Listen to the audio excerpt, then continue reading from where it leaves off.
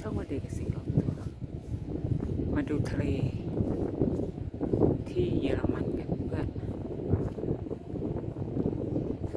นี่เป็นครั้งแรกที่เรามาทะเลที่เยอรมันมาดูบรรยากาศรอบตัว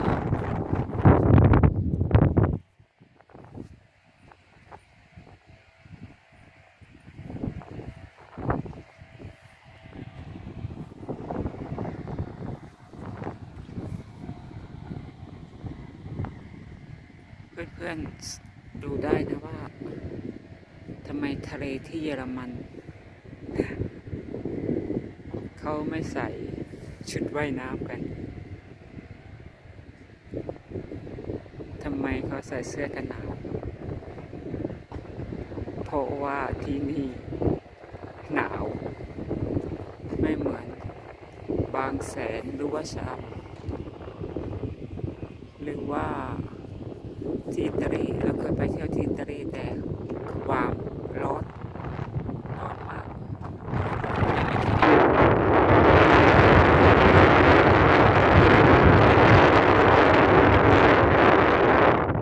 างคนที่จักรยาน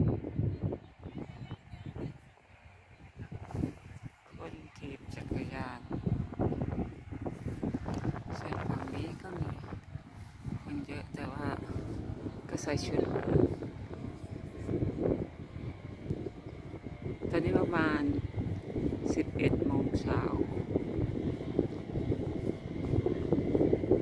ใส่เสื้อกันหนาวลมแรงตอนนี้น้ำลดนั่นเพื่อนข้างล่างมีคนเดินไปเก็บหอยน้ำลดไปไกลมาก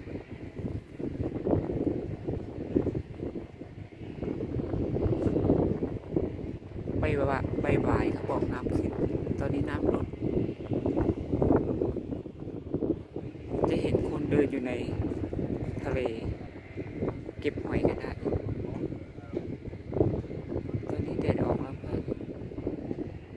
แดดออกแต่ว่า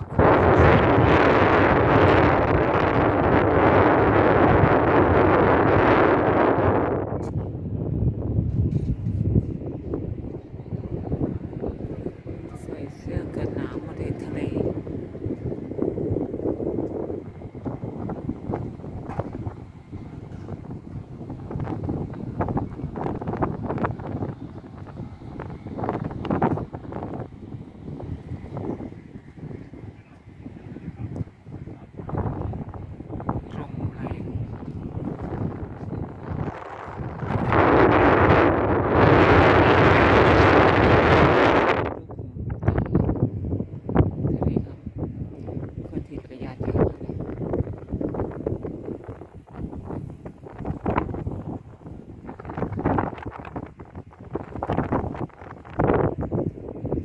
เราทีมจักรยานนี่ก็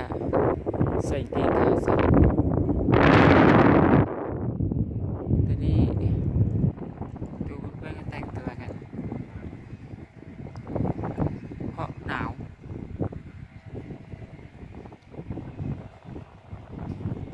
โอเค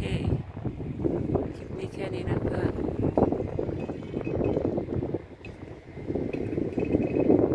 สวัสดีค่ะลมแรงมากขอบคุณค่ะสวัสดีค่ะ